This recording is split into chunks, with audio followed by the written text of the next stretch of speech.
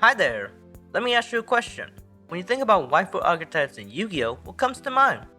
Well, of course, we have examples like Dark Magician Girl, Harpies, Witchcrafters, Charmers, Trickstars, Marincess, Evil Twins, Sky Trackers. Wow, that's a lot. But for me, the one that comes to my mind are Dragonmaids. Quite the interesting archetype this one is. Not only is it based off the anime Miss Kobayashi's Dragon Maid, but it's also inspired by real-life maids as well. So this archetype isn't just a Wii's fantasy after all. Who would have guessed? What's even crazier is that it can be somewhat competitively viable as well. A lot of people, myself included, would consider Dragonmaids to be a bit of a rogue deck, as you would say. However, as Master Duel progresses and power creep becomes more and more apparent, I can't exactly say they've managed to keep the rogue title. And to figure out how and why, let's examine all the cards in each archetype first. By the way, if you've seen any of Rada's or Rank 10 Yu-Gi-Oh's Archetype, Archive, or Legacy of the Wordless videos, the format will be very similar to his because, well, it is inspired by him after all. But anyway, let's start the analysis. And unfortunately, we do have to start with Laundry Dragon Maid. She's a level 2 water dragon monster with 500 attack and 1600 defense. Her effects are, if this card is normal or special summon, send the top 3 cards of your deck to the graveyard. At the start of the battle phase, you can return this card to your hand and special summon a level 7 Dragon Maid monster from your hand or graveyard. You can only use both effects once per turn. To streamline the effects of the other Dragon Maid monsters, they basically share the same swapping mechanic during the start and end of the battle phase. The only differences are the levels they can swap between. Now, as for Laundry herself, she's not good, like, at all. No competent Dragon Maid deck will run her because she's too reliant on RNG, and she's made redundant by another Dragon Maid monster that we'll get to later. But if it's any consolation, she's apparently the most popular of the maids. I wonder why. Next we have Nurse Dragon Maid. She's a level 2 Earth Dragon with the same stats as Laundry. Her unique effect is that once per turn, if she is normal or special summoned, you can target one level 4 or lower Dragon Maid monster in your graveyard except herself and special summon it. Nurse is your extender. She allows you to snowball hard in the mid to late game. Getting her into play should be your second priority right after surviving your opponent's first turn. She is subsequently one of the archetype's greatest strengths and greatest weakness, all in one. The next Dragon Maid monster is Kitchen Dragon Maid. She's a level 3 fire dragon with 500 attack and 1700 defense. Her unique effect is that once per turn, if this card is normal or special summon, you can add one Dragon Maid monster from your deck to your hand except herself, and then discard one Dragon Maid monster from your hand to the graveyard. She's basically an Armageddon Knight for Dragon Maids. But if you have another Dragon Maid monster in hand, you can choose which one to send to the graveyard. The effect is not great unless you have a Monster Reborn-like card in hand as well. Your starting play was the equivalent of set 1 and pass. The T set if you also have one of their trap cards. She may be the third best starter card in Dragon Maids, but the gap between second and third is as wide as an ocean. Yeah. Our next Dragon Maid is Parlor Dragon Maid. She's a level 3 Wind Dragon with the same stats as Kitchen. Her effect is that once per turn, if this card is normal or special summon, you can send one Dragon Maid card from your deck to the graveyard except herself. Well, Konami decided to give Dragon Maids a Foolish Burial and a Foolish Burial Goods on legs. It's a good thing that Dragon Maids are bounced the hell and back, or else they would have gotten a chance to abuse this effect. Unfortunate. Parlor is probably the best starter card in the entire archetype. With just her, you can do the entire starting combo line and still have 4 cards left in hand. Now there's an argument to be made about the next Dragon Maid monster being the best starter, but I'll explain my reasoning to why I think Parlor is better later on. The last maid form Dragon Maid monster we have is Chamber Dragon Maid. She's a level 4 Dark Dragon with 500 attack and 1800 defense. Her unique effect is that once per turn, if this card is normal or special summoned, you can add one Dragon Maid spell or trap card from your deck to your hand. Also, she has the unique effect of being able to swap with any of the high level Dragon Maids. Chamber is the archetypal spell and trap card searcher. She has to be good. The only way for her to be bad is if Dragonmaids didn't have any good spell or trap cards. Fortunately, they do have a few. Chamber is right up there with Parlor as cards you want to see one of at the start of every duel because she can allow you to combo like Parlor. She can also be a bit better in some situations because she allows you to set up for other plays. Our first dragon form is, unfortunately, Laundry's dragon form, Dragonmaid Yugioh. She is a level 7 water dragon with 2600 attack and 1600 defense. Like the maid forms, all the dragon forms have the effect that allows you to swap them with the maids based on their level and only with the maids in your hand during the end of the battle phase. Also, they all share the effect that they can't be destroyed by a card effect if you control a fusion monster, which is nice, I guess. Yugioh's unique effect is you can discard this card, target one monster in either graveyard, and shuffle it into the deck. You can only use both effects once per turn. Yugioh can be so much better and actually played if she was a quick effect instead. She would be a side grade to DD Crow, but unfortunately, as she is right now, why would you run her? You can't use her to disrupt your opponent's graveyard plays, and your own Dragonmaid monsters would rather be in the graveyard rather than the deck. Laundry and Yugioh just aren't useful, and that's the most depressing part because I don't want to leave them behind.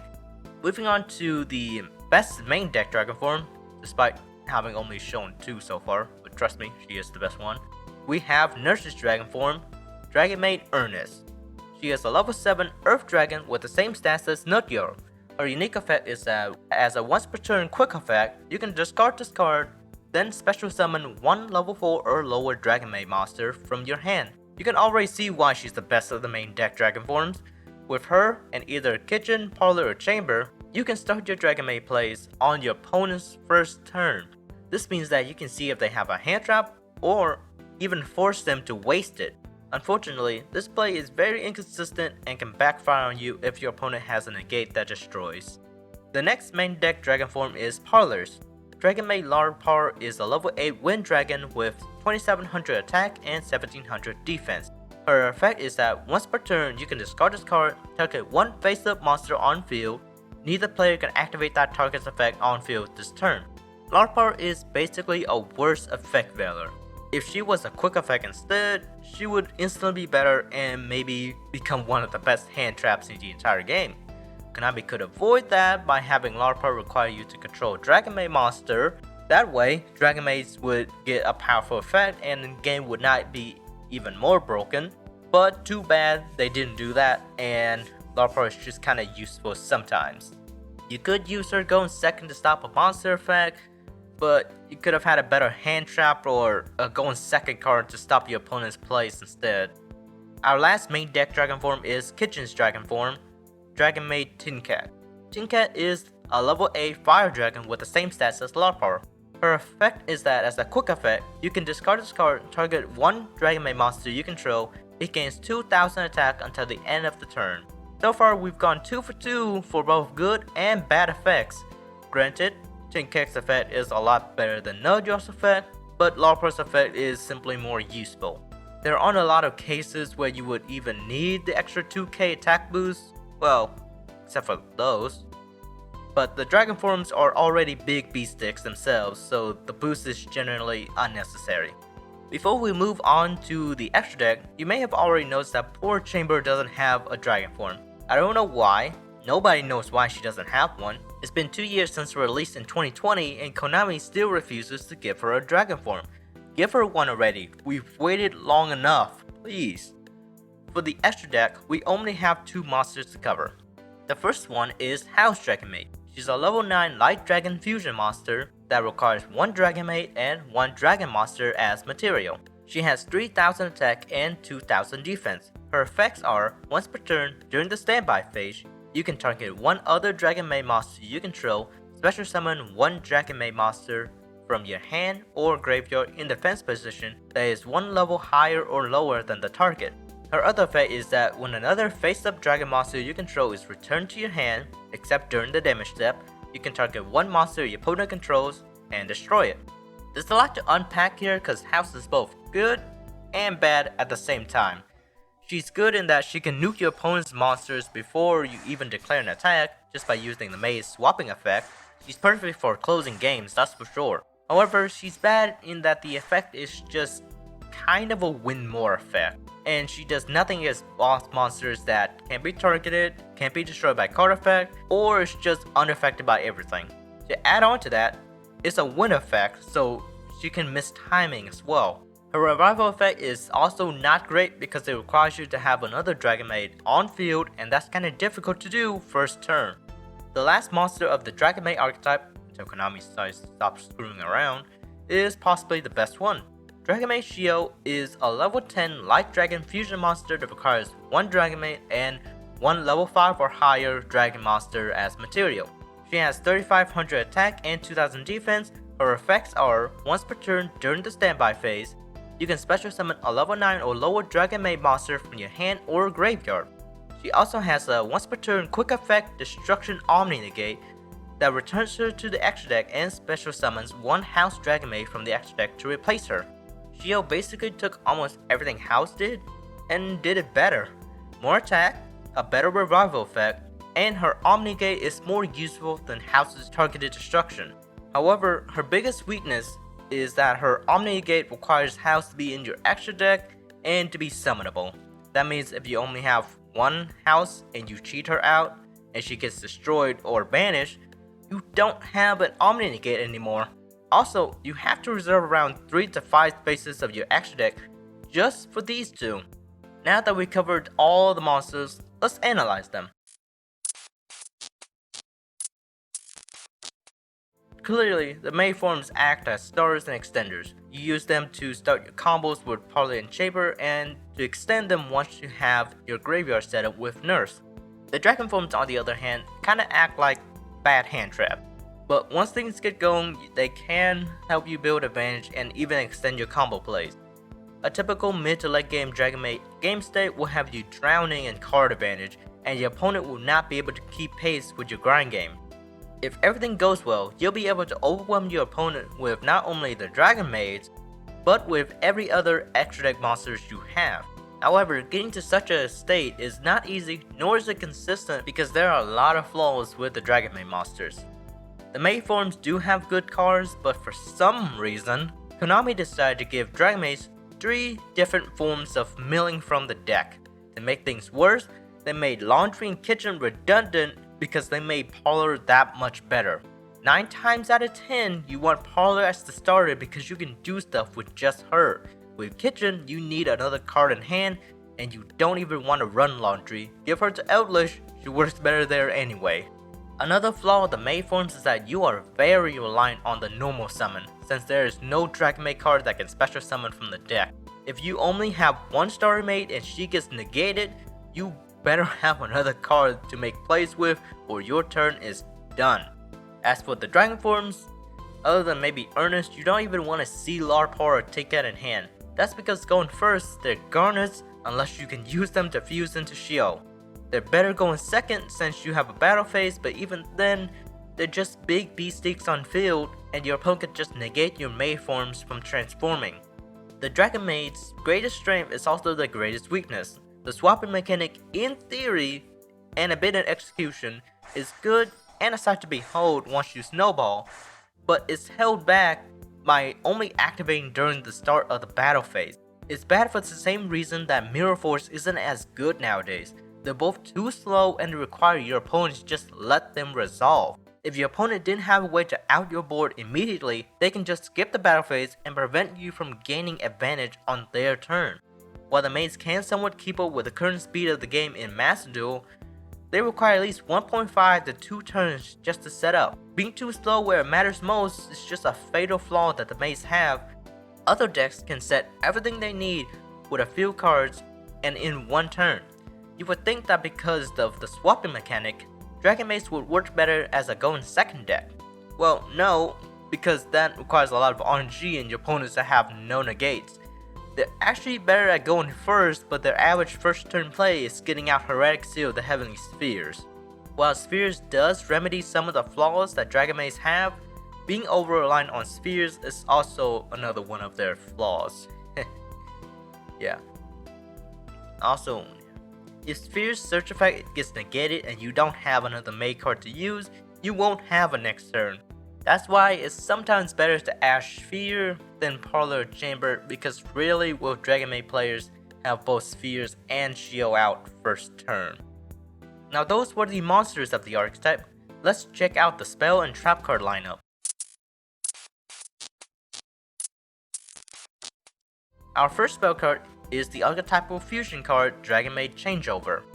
Its effect is that you can fusion summon one Dragon Fusion monster from your extra deck using monsters from your hand or field as fusion material.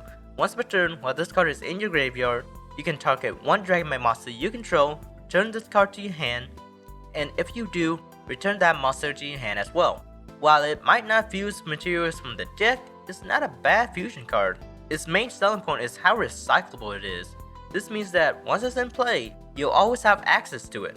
You can use it to recharge Yugioh's Omni Gate by bouncing the cheated out house, to activate House's pop effect, or to return a maid back to your hand for other plays. It's a very versatile card that doesn't just fuse, which is good because there's not a lot of generic fusion dragons that you want to use anyway.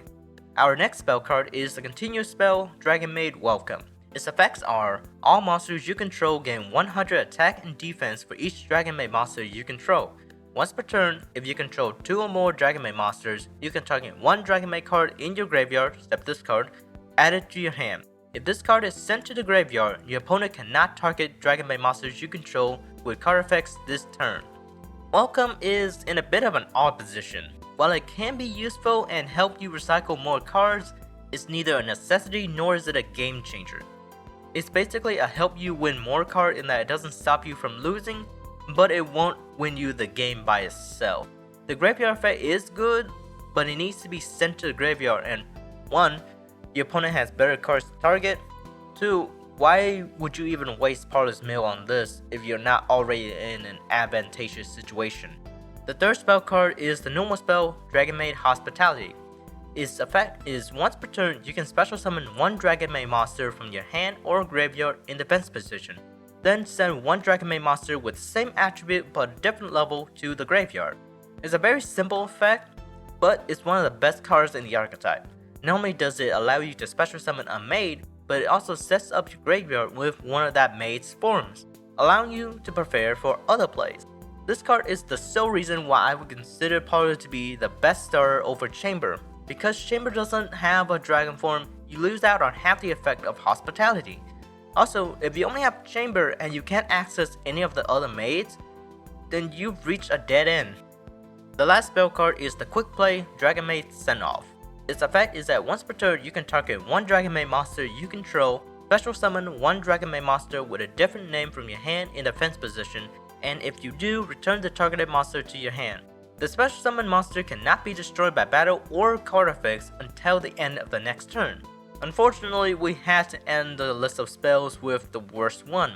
The only question I have is, why would you run this? Dragonmaids don't really care about board wise because they have like 7 different ways to recycle themselves in their own archetype, and which of the main deck maids would even want to stay on field for 2 turns? I mean, if you could use this to protect a cheated out house, then this could be useful, but you can't. And also, if you wanted to protect your mates from targeted effects, you could just use the trap cards instead. They're way better.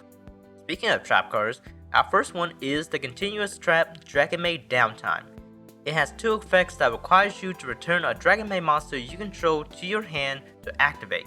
The first effect is to add 1 Dragonmaid card from your deck to your hand except this card. The second effect is to return 1 spell or trap card your opponent controls to the hand. You can only activate one of these effects per turn. I would say that Downtime is underrated. It can be very useful in a lot of situations where you either need to search a Dragonmaid card to do your plays, to bounce one of your opponent's back row card at the end of their turn, or to protect your maid. While it sort of does fall into the same situation that Welcome is in, its effects are a lot more versatile. The final card in the Dragonmaid archetype as of this moment is arguably the best card they have. Dragonmaid Tiding is a normal trap card with 2 effects. The first effect is you can target 1 dragon monster you control and 1 card your opponent controls or in the graveyard, return them to the hand. The second effect is that you can banish this card from your graveyard, special summon 1 Dragonmaid monster from your hand or graveyard, in defense position, but return it to the hand during the end phase. You can only use one of these effects per turn and only once that turn. Where do I even begin with this card, man?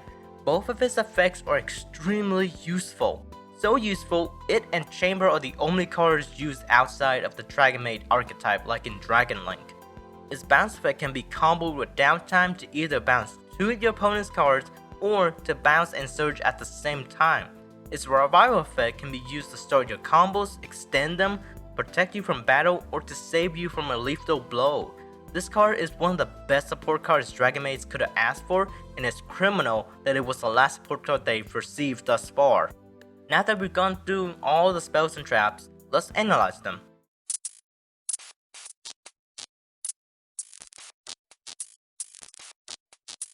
So far, the running theme with most of the good ones seems to be versatility. Changeover, downtime, and tiding can do a lot, and in a lot of ways, using them could help you change the tide of the duel in your favor. Also, another thing to notice is that these cards can combo with each other. Both changeover and tiding don't require the target to actually return to your hand, so you can chain downtime to them to get off 2 or even 3 effects off in a single play with a single maid. The bouncing effect of both tiding and downtime can be essential in dealing with floodgates. Skill drain, Imperial Order, or any other floodgate you come across, you can simply bounce them, and you won't need to worry about them until your next turn. But even then, you could just bounce those cards at the end of your opponent's turn and start your turn worry free. It's because of these effects that Dragonmaids can actually have a good matchup against Floodgate Eldritch decks. While these cards are good and all, they do have a couple of flaws. The main flaw is that none of them really start any plays by themselves. They all require at least one Dragonmaid monster to do anything, and even then, most of them work best when you have all your maids set up. You see, because of the recyclability of the maids, they can act as cost for these cards without costing you too many resources. But at the start of the duel, when you don't have things set up, the cost could hinder you or even be detrimental. Once again, having a slow start remains as Dragonmaid's biggest weakness. More specific flaws include Hospitality being ashable. So because Hospitality sends a card from your deck to the graveyard, it can be negated by Ash, and subsequently, the special summon effect also gets negated as well. That means that even if Chamber resolves her effect and searches Hospitality, you might not be in the clear just yet. Changeover's recyclability being used against you. Changeover's great recyclability is good, but because you can reuse it so many times, you only need to run one copy, and if that copy gets banished, you're cut off from shield and house. That means that if you run pure without many other dragon support, you might have just lost right then and there. Or at the very least, your deck just got severely weakened. As good as the trap cards are, they're still traps, so they're slow as hell and they're susceptible to destruction. While tiding can work in the graveyard, you're just out of luck with downtime. And to add on to that, they both require you to control a monster, so if you have none and that keeps up for multiple turns, then they're absolutely useless. Dragonmaids, there's so much good here, but they're being held back. As it stands, the maids rely on their normal summon and spheres too much. If Parlor and Chamber's effect or Sphere's effect is negated and you have no plan B, then you may have lost the duel right then and there. Not only will you have to top deck the card you need to redo your plays, but you also have your opponent's disruptions to worry about. The best way to counter Dragonmaids is to stop them from gaining steam, and unlike other grindy archetypes like Sky Strikers, it's pretty easy to stop the maids. These issues could be mitigated by relying on Dragon Link support. With archetypes like Dragunity and Rockets, you could do their combos and use them to take some pressure off your maids until they're set up. In decks like these, Dragonmaids are better as reinforcement / backup. There's a plan B you fall back on if you happen to go into the grind game. The issue here is that it's not easy to condense these archetypes into a 40 card deck, not even 45 if you want to run other staple cards. While Dragon Link can power through most hand traps, Master Duel has Maxi illegal at 3, and unless you want to take the challenge, you won't be doing any combos under that. Okay, now you might ask, what kind of support do they need to get better? Well, I'm sure all of us can come up with the most broken support cards out there for them, but to keep things fair and balanced, I came up with these cards. Currently, what Dragonmaids need most is a special summon from the deck. So what if we gave them that as Chamber's Dragon form? Dragonmaid Burcham is a level 9 Dark Dragon monster with 3 effects. She has the same protection effect as the other Dragon forms. For her discard effect, you can discard special summon 1 Dragonmaid monster from the deck. If Dragonmaids had this effect, their slow start would be solved as they can immediately bring the Dragonmaid they need into play. Not only that, but Chamber gets to use the full effect of Hospitality, and Kitchen will become a good starter maid as well. With either Chamber, Parlor, Kitchen, or even Nurse and Burcham in hand, you now have so many more options to start your plays and set up your graveyard too. I'm not adding any restrictions to the special summon because it's crucial that the maid's effects aren't negated. If they were, then what was the point? All the special summon did was made it easier to go into spheres, but the issue of Dragonmaids having a slow start remains. Of course, if there needs to be a restriction, then maybe restrict a player to only summoning dragon type monsters for the rest of the turn. Now her transformation effect will be slightly unique like Chamber's. At the end of the battle phase, you can return this card to the hand, and if you do, special summon 1 level 4 or lower Dragonmaid monster from your hand or graveyard. Since Chamber is able to swap with any of the high level Dragonmaids, I thought it would be appropriate for her dragon form to swap with any of the maid forms. The most interesting part of this effect is how you can special summon a maid form from the graveyard. Dragonmaids already have a ton of revival effects, and I have said that they don't care about board wipes, but that really only applies to the dragon forms. Dragon forms can be anywhere, like in your hand, field, or graveyard, and they'll work just fine. The main forms on the other hand work best on field or in your hand because they aren't as recyclable as the dragon forms, and they enable your plays, so you kinda need them more than the dragon forms. The next card I have is a Link monster. Scullery Dragonmaid is a Link 2 water dragon with 500 attack and requires 2 dragon monsters, one of which has to be a Dragonmaid monster as materials. Her effects are, if this card is special summoned, you can special summon 1 Dragonmaid monster except herself from your hand or graveyard in defense position. Once during your opponent's turn, if this card is in your graveyard and you control 2 or more Dragonmaid monsters, as a quick effect, you can return this card to the extra deck, target 1 monster your opponent controls, and return it to the hand. You can only use each effect once per turn. Scullery is my attempt at giving Laundry a chance to be good. As I've said before, current Dragonmaids rely too much on spheres, and they're crippled for a turn if spheres is stopped. With Scullery, I want to reduce the dependency on spheres while also allowing the maids to make more setups on turn 1. While Scullery doesn't completely replace spheres, she does allow you to use as many of the maid's effects as you can on your starting turn and your opponent's turn. If you go uninterrupted, you should be able to use at least 3 of the maid's form's effects. Her bounce effect is meant to mimic spheres and provide self-recyclability. Of course, this effect is a bit more restrictive than spheres, and if you're unable to get at least 2 maids on field, the effect is useless. Even so, she does provide a way to disrupt your opponent's plays or force an interaction from them.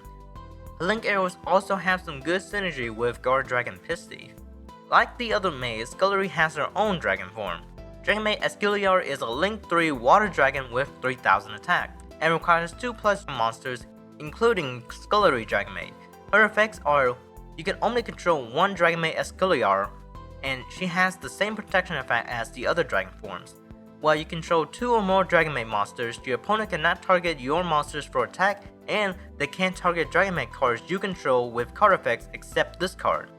During the end phase of your opponent's turn, you can return this card to the extra deck, and if you do, special summon 1 Scullery Dragonmaid. You can only use this effect once per turn. Dragonmaids, for the most part, lack traditional protection. The dragon forms have destruction protection, not that they need it. Welcome has targeted card effects protection, and the trap cards can protect the maids from targeted card effects with their bouncing. Scullery can at least provide protection for your maid forms during your opponent's plays, as you most likely won't have access to most of their dragon forms after making your starting plays. She can also help protect your cheated out house as well. Similar to Yugioh, Scullery can cheat out her maid forms. Dragonmaids do make quite a bit of plays on your opponent's turn, and this effect is there to enable it even more. With these 3 cards plus a starter maid, Dragonmaid should be able to make a decent end board with only using 2 cards. The average end board should be a Scullery and Yugioh on field and Scullery in the graveyard. This means that they have protection, an Omni Gate, and a quick bounce. The 3 remaining cards in hand could be hand traps, disruption cards, or even tiding. Regardless, this should be enough for Dragonmaids to survive turn 2 and enter the grind game, or go for OTK on turn 3. Going second will still be a weakness for them, but very few decks don't have that weakness, so I think it's a fair trade-off. The last card I made, Dragonmaid Mansion, isn't as impactful as the other grid cards, but it does cover the maid's weakness to banishing, and it provides a way to recycle tiding. Its graveyard effect is meant as a last resort. It's for when you have no cards left and tiding isn't enough. It would be a nice card to have, but it's not necessary in the slightest. And that's that for my analysis. I've covered Dragonmaid's strengths, weaknesses, and what support cards they need to get better. Man, this analysis is longer than some of my college essays. Why can't I have the same effort for those, damn? But yeah, clearly I love Dragonmaids, and they were the first deck I built in Master Duel. It just pains me to see the meta evolve and them getting weaker and weaker with every new power creep. Even now, after Tiding was released, Dragonmaids still haven't gotten any new support, and I don't know if Chamber will ever get her dragon form. Hopefully she's just right around the corner, but for now I guess us Dragonmaid fans will have to make do with what we have. And well, that's that, guys. That's been the video. It's been real tough making this. It took me like 2 months to make it too, and I am so thankful for, well, any of you that managed to stay this long. It's my first one, so there's a lot of hiccups. I'm still trying to figure out a whole lot of things. If you see some mistakes, well, I see them too. I just don't know how to fix them. But yeah, thank you guys for watching once again. And I don't know, maybe I'll do more of these videos in the future. I'm not quite sure, but who knows? I could be making a lot more different types of videos. I will be making a lot of different types of videos, but I'm rambling now. Anyway, once again, thank you guys. I'll see you guys next video.